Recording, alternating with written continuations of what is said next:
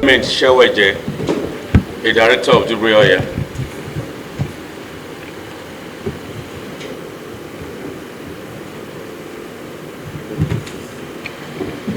My name is Kolade Oyedepo, accountant for Dubril. Director, where is the MD of the Dubril? Honorable Chairman, we presently do not have an MD institute, but we have, I presently represent the company in an acting capacity. Are you the most senior officer in Dubril Limited? Yes, Honorable Chairman. Is there any evidence for us to show us that you are? I think I have my complimentary cards here. Not Sorry? Card. Maybe letter or ID card.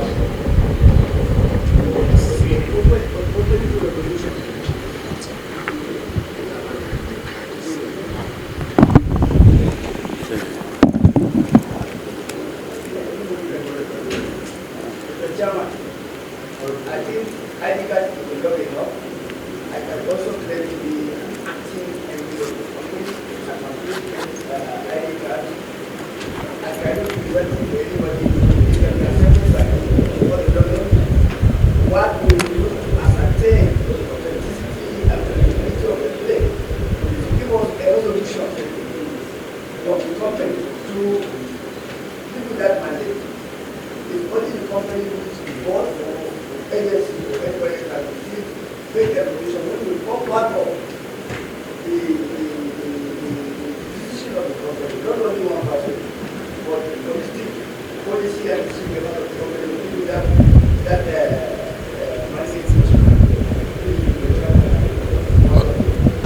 Unfortunately, Mr. Chairman, I do not know that this will be required, but from our regulators, who have also been regulating us, have also been representing us at various meetings, which they can confirm.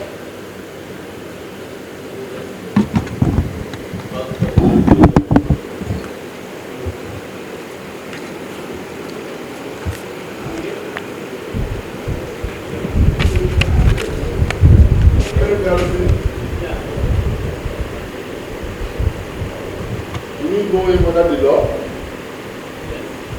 As what? Of which company? Of Dubril. All colleagues, let us speak to him on those. For the sake of people, before you are not the whole responsible to identify or bringing to No, that's not the people on hold. On hold. People on hold. You know that under the law, by whatever you say. Okay, but you got that people on hold? Secretary?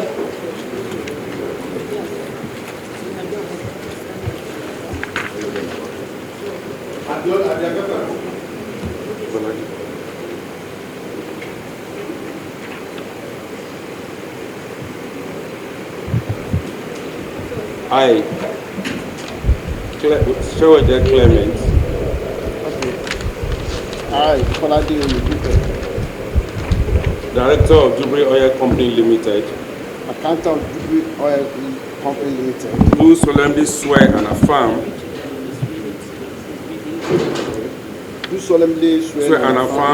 that the evidence I shall give before this committee and all documents that I shall present before the committee shall be the truth, the whole truth, and nothing. Dubril, N4.5, can you let them know the charges against them?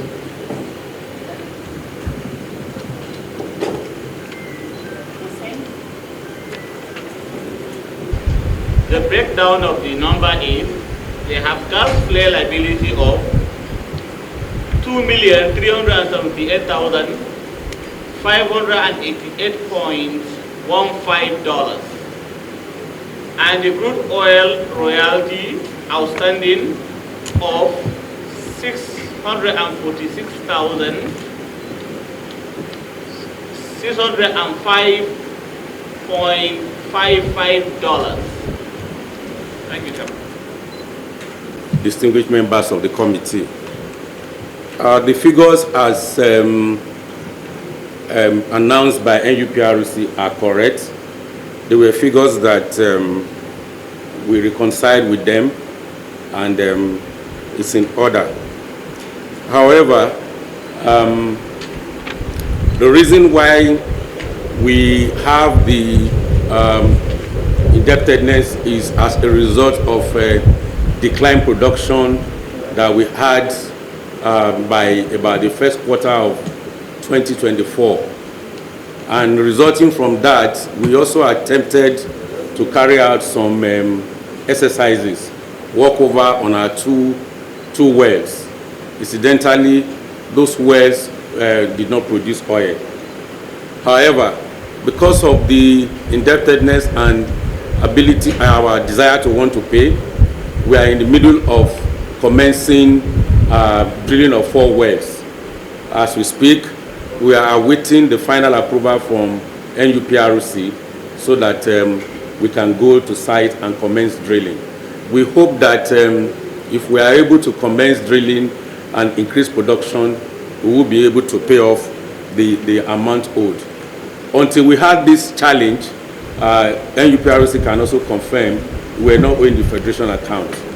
Also, last year in December, on this same subject, the EFCC had invited us. So we went to EFCC and we also gave a promise and a payment schedule, ensuring that by the 3rd quarter of 2025, the total indebtedness and we being current in what we owe would have been discharged. And as we speak, we have paid about I think close to $400,000 since when this account was reconciled. And by next week, we intend to make some additional payments as well. So we are mindful of the indebtedness, but we are at the same time not resting on our oars, not wanting to pay. We are doing 2 things at the same time. While we are trying to be while we want to maximize our operations, we're trying to pay from the little that we are earning, and then we're also ensuring that we'll increase our production so that once we have production, we have good cash flow, and then we can be able to pay this debt. We already have given EFCC a payment plan that we think that by the 3rd quarter of this year, we would have extinguished this payment, and then we'll also be current in not owing the Federation account, as it were. Yeah, it's not enough for EFCC for you to do what I think to EFCC on what to do or going to pay. You are being guided by law, yes, sir, and you are operating under the law. And before NUPRC can report it to EFCC, that means we have violated the law. NUPRC, why did you report them to EFCC?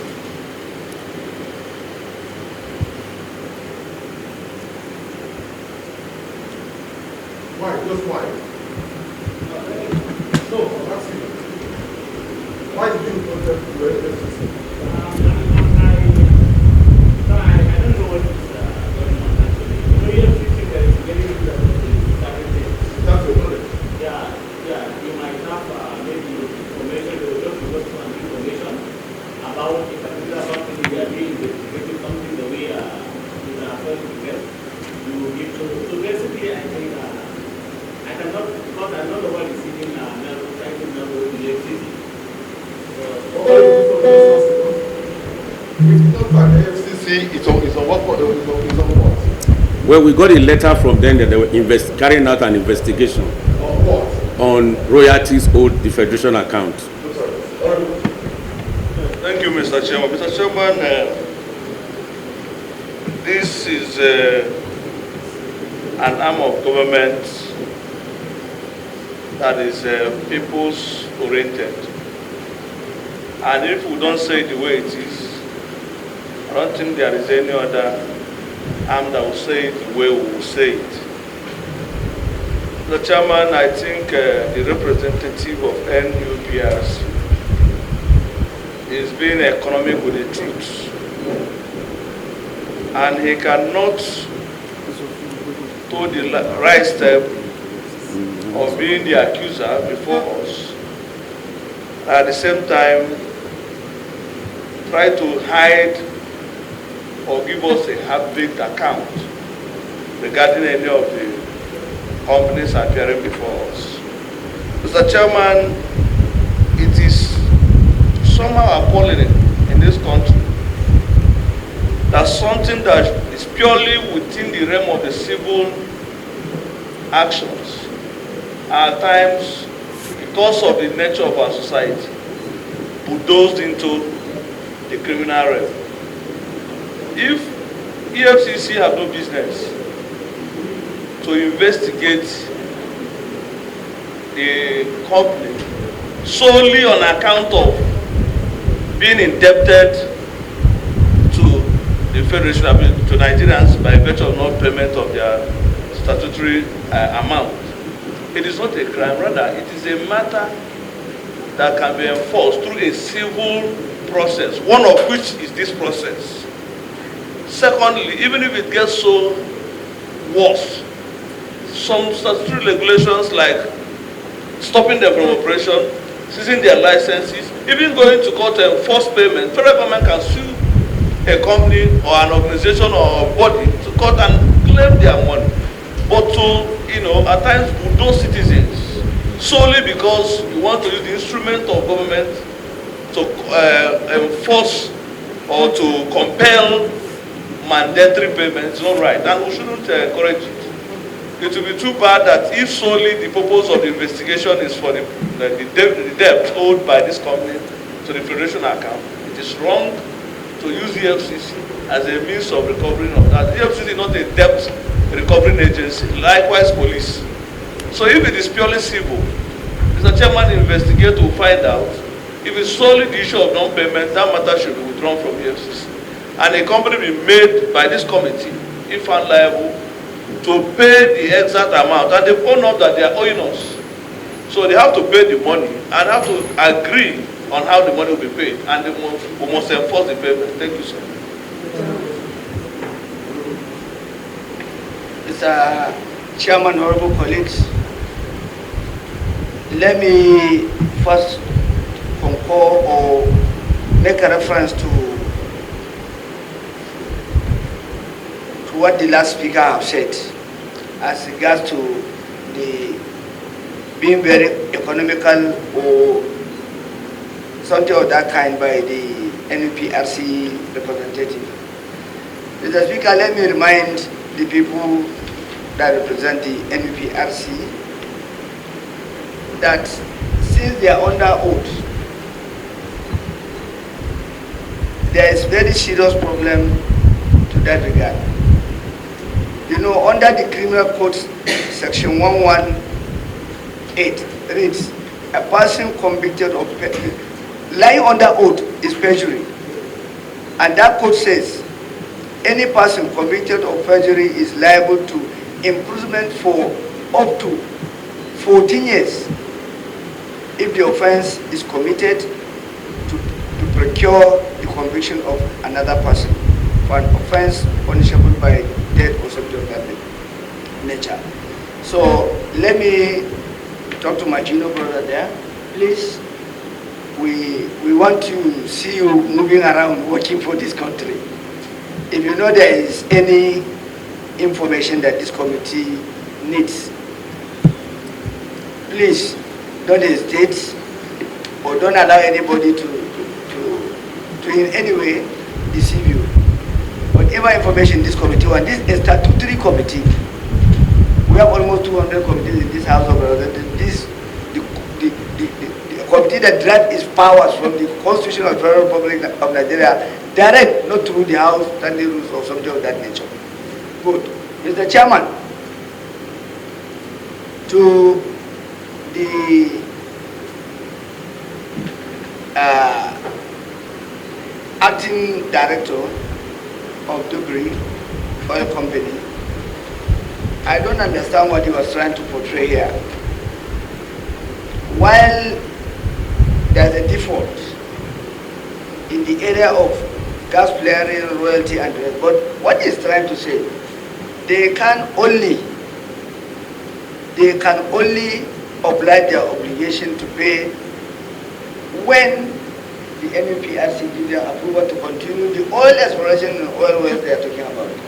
Are you telling us that your company don't make investments? You don't put in money for the process of the activity of the company until when you make sales of your product and make profit, or what are you telling us?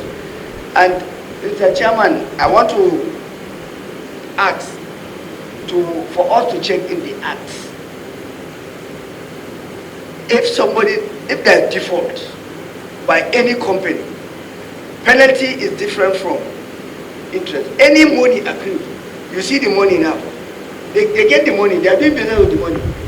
Don't we have any interest that the government can take from that money? Had it been they collected that money from bank, they pay interest. Interest is different from penalty. Penalty is for the fact that you have defaulted to do what you are supposed to do.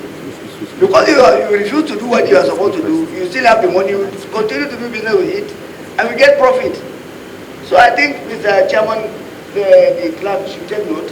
We have to see how we can incorporate that, even if it is to amend the act, to put that while you pay penalty, you have to pay interest on the money that accrued. So that will force them, not to be holding back the money. Even for me as a businessman, I prefer to use OPM, using other people's money, even without interest. You understand? It's good we look into that so that we can amend, so that there are two key areas of penalty. One, interest for the money that accrued that you refuse to pay. Second is the penalty as insurance in the act. Thank you very much. Thank you very much, Honorable. Honorable, something has been established. Dubril Oil Company is owing, Dubril Oil Company is owing traditional account 4.5 billion. They have confirmed, and they are also not contesting that. I think that's where we are. Our main priority today is how do we recover this money within the law and within the established act and within the power of the Public Account Committee of the National Assembly. Thank you, Chairman. Mine is because I told also to ask the acting director whether the payment plan submitted to EFCC is part of your submission to the committee. Is it part of the submission? Well, yes, when we came last week, the clerk, I mentioned it to the clerk, and we gave those papers to him. But let me, Honorable Chairman, sir. Sorry, Honorable, before whatever they have to the EFCC, I want us to close our house on that. It's not that for our concern. Because in the first instance, the EFCC has they may have their law. They may have the reason why they were invited. Because within the law that establishes, and with the report from the Auditor General's office, sometimes they establish that they are owing and they are ready to pay. It's for this committee to engage them and ensure that when are they going to pay this money to the federation again, without making reference to whatever has transpired between you and the FCC at all. But by the time we refer